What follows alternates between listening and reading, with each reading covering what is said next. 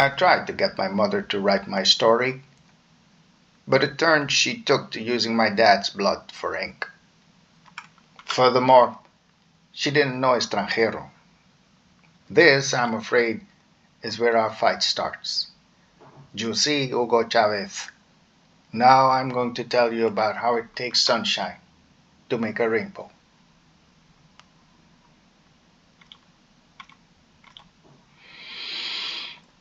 You're not in the water, offered SporeNinja.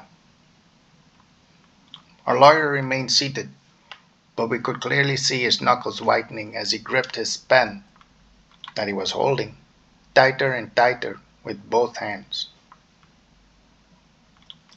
Judge Wichel had calmly been elucidating his verdict and forcibly paused as our ex-lawyer's pen gave out with a crumbling, crackling, shattering sound. The poor sod of lawyerly man whinnied a snicker, indicating repressed emotions and being paid too much over a prolonged period of time. You can't do without life, sweetheart.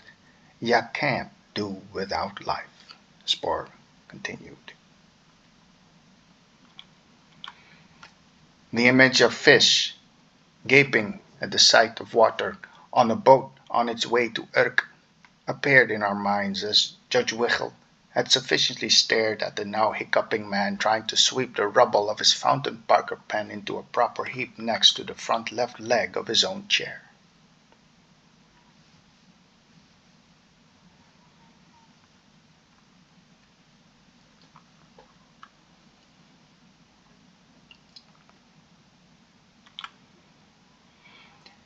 Judge Wichel went on, saying that physically being at the start or at the end of a rainbow could seem like being enveloped in a golden rain.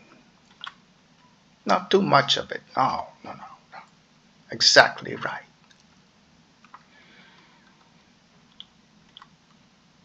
There must have been something or other that our poor disbarred barista couldn't handle or properly process. At that point, we could only guess whether this was a residue in his mind, some leftover dross, like tea leaves out of pop tea bag. Or maybe something or other Spore had tickled the janitor with. The transvestite sex change helpline operator screamed a high-pitched banshee death screech that would hold on until the courtroom door through which he was dragged off by the bailiff closed heavily after his one high-heeled Blade Runner foot kicking wildly.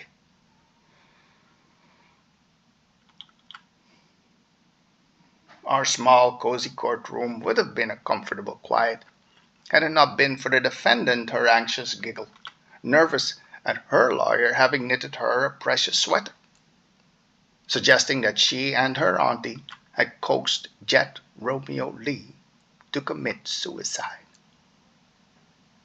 It had come to read, "Is this a poison?" Well,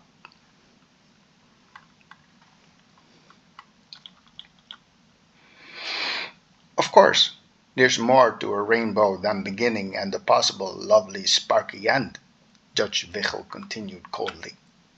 There's the bit of an entire spectrum of a wide range of colors.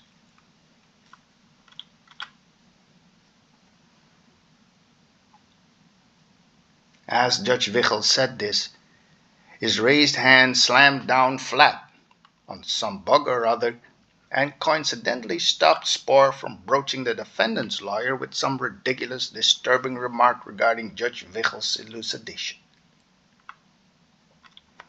Even though the slam had been clearly heralded by his raised hand, the bang would start the entire court.